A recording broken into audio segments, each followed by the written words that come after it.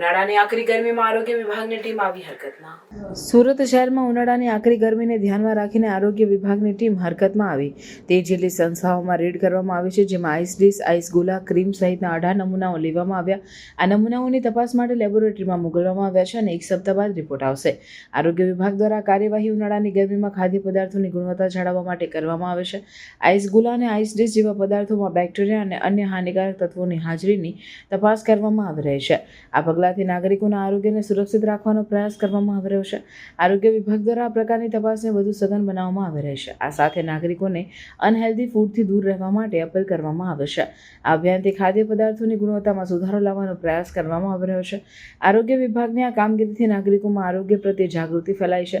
આ અભિયાન દ્વારા નાગરિકોને ખાદ્ય પદાર્થોની ગુણવત્તા અંગે વધુ સચેત બનાવવામાં આવી રહ્યો છે, જેનાથી નાગરિકોના આરોગ્યમાં સુધારો થશે।